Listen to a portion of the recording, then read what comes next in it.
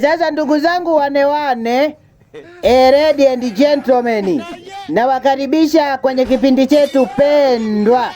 Sasa leo kwenye kipindi chetu tutaangalia spana za Tundu Antipas Lissu akiwa bungeni. Spana za Tundu Antipas Lissu akiwa bungeni.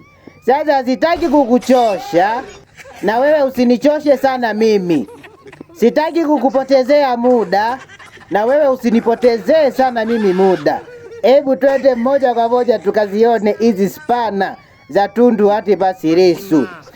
Tukianza na spana namba 10. Kura spana hiyo. Watu ambao wameuza madini ya nchi hii walipitisha sheria kwenye bunge hili na ndio maana inashindikana. Na hii ya Dr. Magufuli nazungumza, Mungu anasikia na watu wasikie, mtaniambia. Sasa Mheshimiwa, katika taarifa hii ya jana wamependekeza watu fulani washughulikiwe: mawaziri, makamishna, mwanasheria mkuu Bwana Chenge, kina Ngeleja, kina nani. Naombeni niwaambie ni kitu, waheshimiwa wabunge, ili muwe na maarifa. Mtu wa kwanza kusaini mikataba ya madini na leseni za madini tarehe 5 mwezi Agosti mwaka 94, Meja Jakaya Mrisho Kikwete.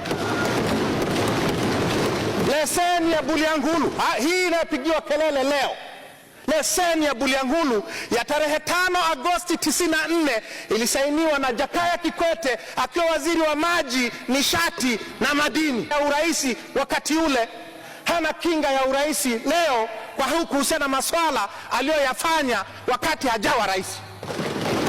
Hana. Na alisaini leseni sio ya Bulyanhulu peke yake, ya Nzega, ya Geita. Aya, sasa hiyo ndio spana namba 10. Sasa twende tuangalie spana namba 9. Kura chuma hicho. Mheshimiwa Mwenyekiti, hivi tunavyozungumza, huyu tunaambiwa amethubutu. Mikataba yote ya madini anayoita ya wizi bado ipo, hakuna uliobadilishwa hata mmoja. Hivi tunavyozungumza, sheria zote ambazo zimetungwa miaka yote hii ambazo zimetuleta hapa tulipo, hakuna iliyoguswa hata moja. Hivi tunavyozungumza taarifa Mheshimiwa Mwenyekiti, taarifa Mheshimiwa Mwenyekiti, chimbwa Geita yanasafirishwa Mligwa kaa chini. Hivi tunavyozungumza 100% ya dhahabu inayochimbwa North Mara Tarime inasafirishwa nje kupitia kiwanja cha ndege cha Kiwanja Tarime. 95% ya dhahabu ya Bulyanhulu inasafirishwa nje kutokea kiwanja Bulyanhulu. 95% ya dhahabu ya Buzwagi inasafirishwa kutoka Buzwagi. Alichofanya rais ni kuzuia mapanki wakati minofu inakwenda. Na Mheshimiwa, aya, hiyo ndio spana namba 9. Twende moja kwa moja tuangalie spana namba 8. Kura spana hiyo. Nani aliyewaambia katika nchi hii kwamba the president is above the law? Nani aliyesema kwa mujibu wa sheria gani kwamba rais hawezi akasemwa vibaya? Kwa nchi hii alisema hiyo dhana kwamba rais yuko juu ya sheria yenyewe ina undermine katiba. Mheshimiwa Jaji Mkuu Samata. Sasa Mheshimiwa Mwenyekiti, bunge hili lina wajibu. Msifikirie hii ni kelele ya wapinzani. Bunge hili lina wajibu wa kulinda uhuru wa habari. Mkinyamaza kimya, nyie mlio wengi, mkinyamaza kimya, leo ni sisi, kesho ni Nape, kesho kutwa ni wewe. Nilizungumza wakati tunapitisha sheria ya vyombo vya habari, nilinukuu maneno ya baba wa rais wa sasa wa Ghana, wakati Nkrumah anapitisha sheria ya kuweka watu kizuizini, anamtumia waziri wa mambo ya ndani anaitwa Tawia Adamafio. Wakamwambia Tawia Adamafio, angalia unatengeneza mtego wa panya, utakukamata wewe. Na kweli Tawia. Haya, twende tukaangalie spana namba 7. Kura spana hiyo. Mheshimiwa Spika, Mheshimiwa Naibu Spika, mkataba wa bonde la mto Songwe unahusu rasilimali ya maji, unahusu rasilimali aquatic resources, unahusu water resources, unahusu aquatic resources, unahusu lakes, unahusu rivers. Haya yote niliyoyataja Mheshimiwa Naibu Spika yanajulikana katika sheria. Ile sheria ilipitishwa kwa shamra sana humu ndani, ile sheria ya kutangaza mamlaka ya kudumu ya utajiri wa nchi, the Permanent Natural Wealth and Resources Permanent Sovereignty Act, iliyopitishwa hapa mwezi Julai. Sheria ile imesema hizo nilizosema, rasilimali za maji, rasilimali za vile vitu vilivyoko kwenye maji, samaki and so on and so forth, lakes, rivers, everything, imesema ibara ya kifungu. Haya, sasa twende tukaangalie spana namba 6. Kura spana hiyo. Zimepelekwa benki binafsi. Ndani ya siku moja Waziri Tibaijuka amepewa bilioni 1 na milioni 600. Mwanasheria mkuu Chenge amepewa bilioni 1 milioni 600. Afisa katika ofisi ya rais anaitwa Shabani Gurumu amepewa milioni 800 sijui ngapi. Askofu sijui padre nani, maafisa wa umma, Ngeleja mbunge na wengine wamepewa pesa. Ndani ya siku moja zimetoka shilingi bilioni 78 zinazodaiwa ni fedha za binafsi, lakini waliohongwa hizo pesa ni maafisa wa umma, ni mawaziri, ni wabunge, maaskofu wetu, pesa za umma. Mheshimiwa Mwenyekiti, kwa wasiofahamu, IPTL, mgogoro wa IPTL ulianza tangu mwaka 2000, tangu mwaka 94 ilipokuja, na mwaka 2001 mtu anaitwa Patrick Rutabanzibwa alikuwa katibu mkuu Wizara ya Ardhi, alitoa ushahidi mahakamani London kwa kiapo. Alisema kwamba Patrick huyu Rugemalira anayehonga kila mtu huyu alijaribu kumhonga shilingi milioni 200 ili aruhusu IPTL na ulaji wake. Hii ni kesi ya 2001, miaka 13 iliyopita, na Patrick Rutabanzibwa alizungumza na mwingine anaitwa. Haya, jaja, moja kwa moja nikupeleke kwenye spana namba 5. Kura spana hiyo. Tatizo letu la miaka yote na tatizo letu hasa la bunge hili ni ushabiki usiokuwa na maana yoyote. Tumeruhusu bunge linapitisha sheria za mambo makubwa bila kuzitafakari. Matokeo yake ndio haya. Sasa tuna mkataba wa kimataifa unaosema rasilimali zetu za maji, maziwa, mito kuhusiana na bonde la mto Songwe zitaamuliwa kama kutakuwa na mgogoro katika mahakama ya SADC. Haya, twende tukaangalie spana namba 4.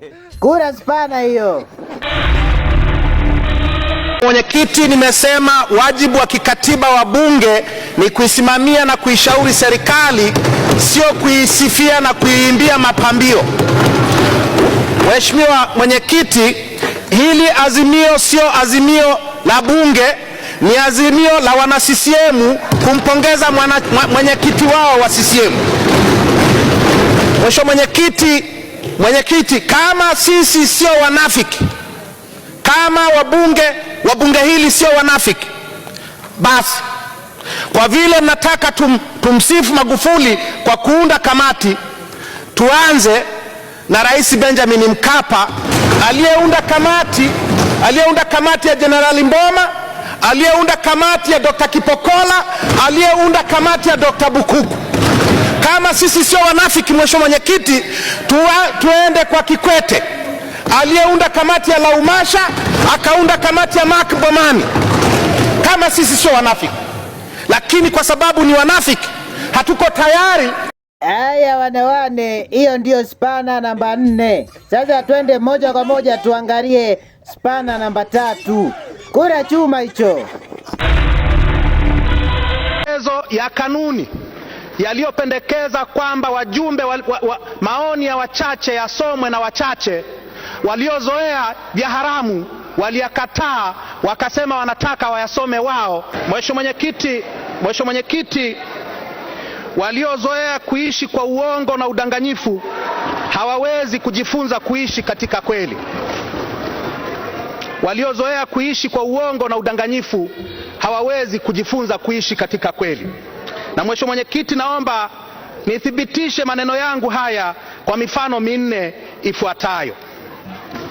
Mheshimiwa Mwenyekiti, katika kitabu kinachoitwa Pan-Africanism or Pragmatism, Profesa Shivji kwenye ukurasa wa 93 wa kitabu chake amesema kwamba hati ya makubaliano ya muungano haikuwahi kuthibitishwa na Baraza la Wawakilishi Zanzibar kwa miaka yote 50 tangu muungano uzaliwa mwaka 64. Na Profesa Shivji amesema katika kitabu hiki na katika kitabu kingine alichokichapisha mara ya kwanza 1990, Tanzania the Legal Foundations of the Union, kwamba nyongeza zote za mambo ya muungano tangu mwaka 64 mpaka leo ni haramu, ni batili. Lakini leo Profesa Shivji ndio mpiga debe mkubwa wa CCM na wa muungano huu. Sasa tumemaliza kuangalia spana namba 3. Sasa twende moja kwa moja tuangalie spana namba 2. Kura spana hiyo. Nimepinga sera za uwekezaji za serikali ya Chama cha Mapinduzi kabla sijawa Chadema, kabla sijaja bungeni, toka mwaka 99. Yaliyofanyika na Rais Magufuli juzi ni ya hovyo. Nitayapinga kama ambavyo nimepinga sera zote ambazo zimetufikisha leo hapa. Naomba niseme kwa kifupi, Mheshimiwa Mwenyekiti. Hoja iko hivi: kwa haya ambayo yametendeka, sahauni kabisa diplomasia ya kiuchumi. Swala sio Acacia watafanya nini. Swala ni kwamba watu wote tunaohusiana nao kiuchumi, wa China ndio the biggest investors in the world today, na ndio biggest proponents wa free trade na globalization today. Fikiria wa China watafanya nini? Fikiria EU watafanya nini? Fikiria United States, NAFTA, ile North America Economic Group itafanya nini? Fikiria Japan, all the major economic blocks of this world, fikiria zitafanya nini kwa sababu ya kitendo kimoja tu cha kunyang'anya michanga ya dhahabu kwa hoja. Haya sasa wane, mpaka saa hizi tumeshaangalia spana kuanzia ya 10 mpaka spana ya 2. Sasa twende tukaangalie spana ya mwisho ambayo ni spana ya kwanza ya Tundu Antipas Lissu. Kura spana hiyo. Nasema hivi, askari toa nje Tundu Lissu. Chief, askari toa nje Tundu Lissu. Haiwezekani. Askari wako wapi? Toa nje. Ubabe. Haiwezekani. Ubabe. Huo ni ubabe. Mheshimiwa Mnyika, don't dare me. Usinijaribu. Atolewe nje. Sergeant at arms. Leo juma ngapi? Ijumaa Huyu wiki nzima nisimuone hapa inayokuja. Na sasa hivi atoke nje.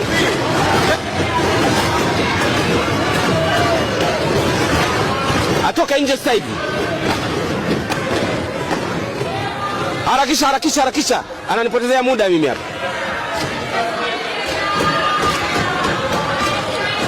Changamka, changamka, chap chap, ananipotezea muda mimi.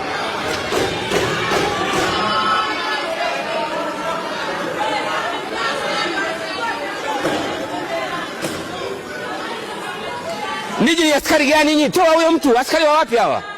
Ninyi ni askari au raia nyinyi? Ukiambia toa mtu, toa mtu.